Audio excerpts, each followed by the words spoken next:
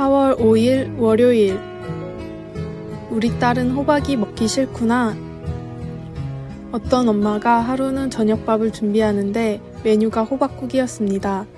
아이는 국 안에 있는 호박을 보자 꺼려하더니 결국 호박은 그대로 남기고 국물만 먹었습니다.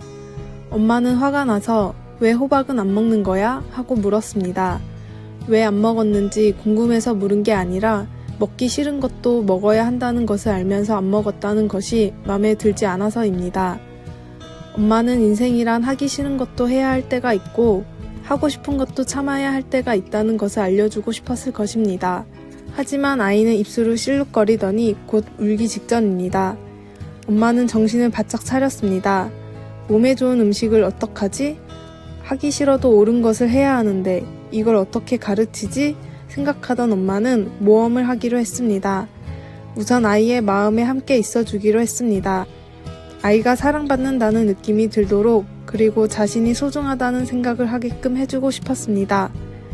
우리 딸은 호박이 먹기 싫구나 하고 말했더니 아이는 살짝 웃음을 띄었습니다.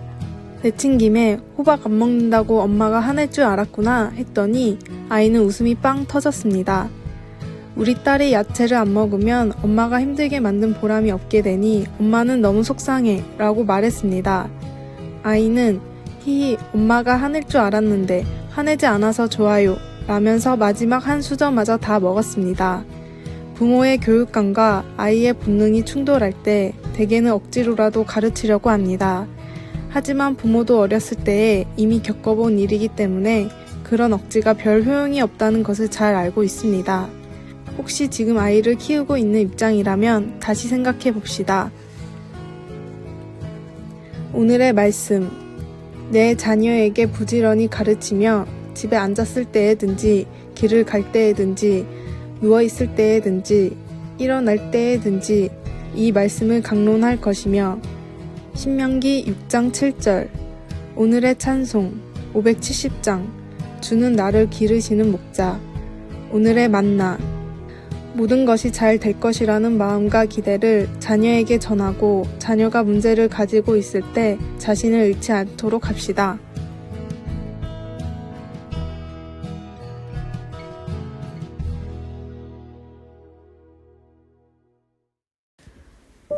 (4월 6일) 화요일. 책 속에서 찾는 즐거움. 춘독후. 잠자기 전에 읽으려고 침대 머리맡 탁자 위에 쌓아놓은 책들을 뜻하는 일본말입니다. 책을 읽으면 무언가 배울 수 있고 다른 시간이나 공간으로 탈출할 수 있습니다. 사람들은 책장을 넘기면서 즐거움을 찾고 통찰력을 얻기를 원합니다. 그래서 책을 쌓아놓습니다. 책에서 즐거움과 도움을 얻을 수 있다는 생각은 책 중의 책인 성경을 통해서 더욱 확실해집니다. 새로 임명된 이스라엘의 지도자 여호수아가 이스라엘 자손을 약속의 땅으로 인도하도록 위임하는 하나님의 지시 부분 여호수아 1장 8절을 읽어보십시오. 앞날의 어려움을 아시는 하나님은 여호수아에게 내가 너와 함께 있을 것이라고 확신시켜 주십니다. 하나님의 도움은 한편으로는 여호수아가 하나님의 명령에 순종하면 올 것입니다. 그래서 하나님은 여호수아에게 이 율법책을 네 입에서 떠나지 말게 하며 주야로 그것을 묵상하여 그 안에 기록된 대로 다 지켜 행하라고 지시하십니다. 여호수아는 율법책을 가지고 있었지만 하나님이 어떤 분이시며 자기 백성을 향한 그분의 뜻이 무엇인지 이해하고 통찰력을 얻기 위해 규칙적으로 그 책을 읽을 필요가 있었습니다. 지금 가르침이나 진리 혹은 격려가 필요하십니까? 우리가 시간을 내어 성경을 읽고 순종하고 그 속에서 양식을 찾는다면 성경의 각 페이지에 담겨있는 모든 것을 음미할 수 있을 것입니다. 디모데후서 3장 16절. 말씀. 이 율법책을 내 입에서 떠나지 말게 하며 주야로 그것을 묵상하여 그 안에 기록된 대로 다 지켜 행하라. 그리하면 네 길이 평탄하게 될 것이며 내가 형통하리라. 여호수아 1장 8절. 찬송 205장 주 예수 크신 사랑. 기도. 성경을 통해 우리를 인도해 주시니 감사합니다. 어떤 말씀이든 더 많은 하나님의 말씀을 듣고자 하는 마음을 갖게 하소서. 아멘.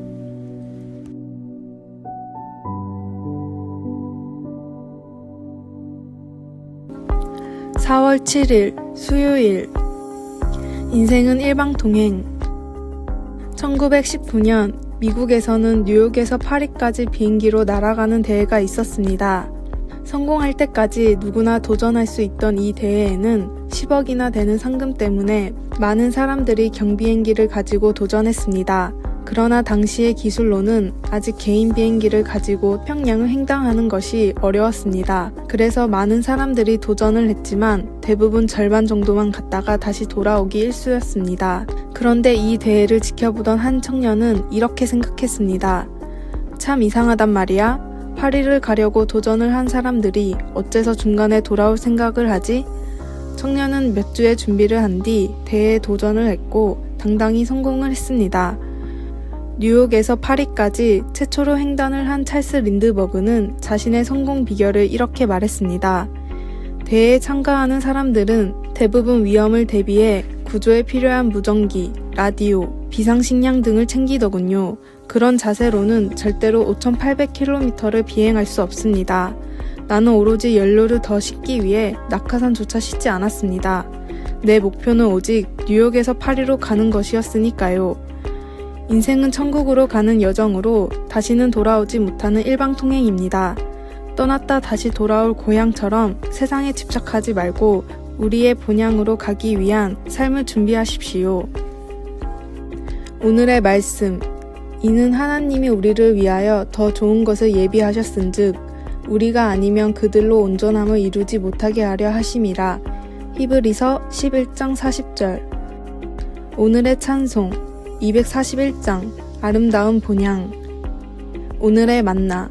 주님, 땅에 남기는 삶이 아니라 천국을 예비하는 삶을 살게 하소서.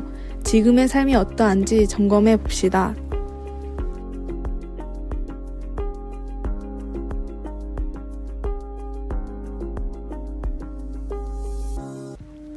(4월 8일) 목요일. 느리게 움직이는 이유.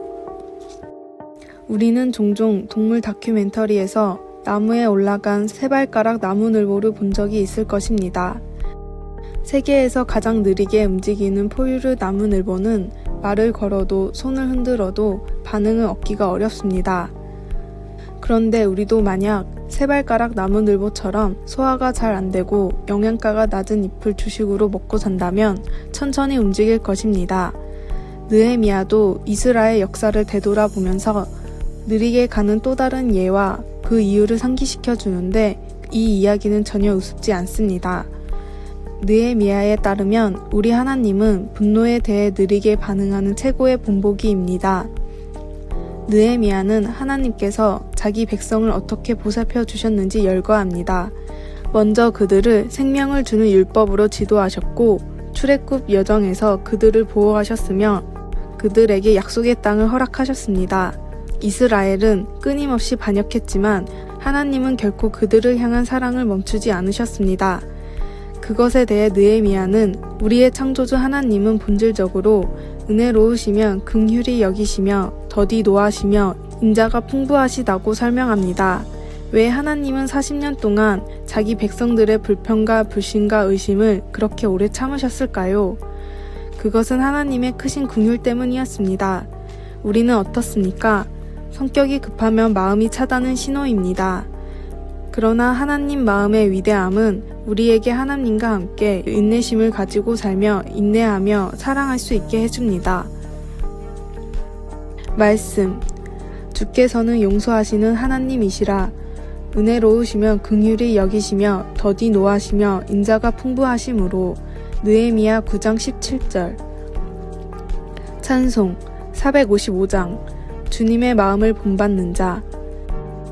기도.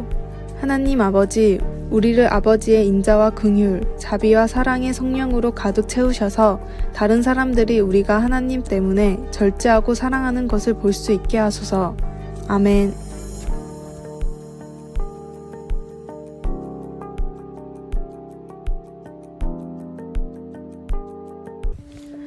(4월 9일) 금요일. 같은 보상의 차이.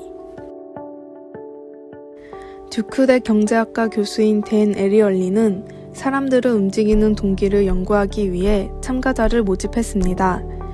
비슷한 성향의 사람들을 모아 두 그룹으로 나눈 뒤에 단순한 디자인의 블록을 조립하고 돈을 지급했는데 첫 조립에는 $2를 주고 이후 80%씩 금액을 깎았습니다. 블록을 완성시킨 돈은 실험이 끝나고 일괄 지급하기로 했습니다. 과연 어느 정도까지 돈 때문에 조립을 하게 될 것인가가 실험의 목표였습니다. 먼저 일반적인 실험을 진행하던 첫 번째 그룹은 평균 10개 정도를 조립했습니다. 두 번째 그룹의 실험은 조금 달랐는데 이번에는 블록이 모자란다는 이유로 옆에서 조립을 하자마자 바로 분해를 했습니다. 그런데 실험으로 받는 돈은 똑같았음에도 자기가 만든 블록이 바로 해체된 것을 본 그룹은 평균 7개 정도만 조립을 하고는 실험을 마쳤습니다. 결국 같은 난이도의 일을 하고 같은 돈을 받는다 해도 그 일을 통한 보람을 느끼는 가가 성취도에 큰 영향을 미친 것입니다. 실제로 완성된 블록을 옆에서 본 첫 번째 그룹의 사람들이 실험에 대한 만족도도 2배나 높았습니다. 두 그룹이 받은 돈의 차이는 단돈 3,000원 정도였습니다. 신앙의 열매가 필요한 것은 가장 먼저 나의 신앙생활에 도움이 되기 위해서입니다. 씨를 뿌리는 사람은 반드시 거두리라는 주님의 말씀을 믿고 추수할 그날을 위해 열심히 씨를 뿌리십시오. 오늘의 말씀. 거두는 자가 이미 삭도 받고 영생에 이르는 열매를 모으나니 이는 뿌리는 자와 거두는 자가 함께 즐거워하게 하려 함이라. 요한복음 4장 36절. 오늘의 찬송 307장. 소리 없이 보슬보슬. 오늘의 만나. 성과가 없다고 불평하기보다 더 열심히 추수를 위해 준비하게 하소서. 더 많은 열매를 위해 신앙도 일도 정진하십시오. 아래에 빨간색 글자 구독을 누르시어 더 많은 전도의 열매를 맺으시기를 기도합니다.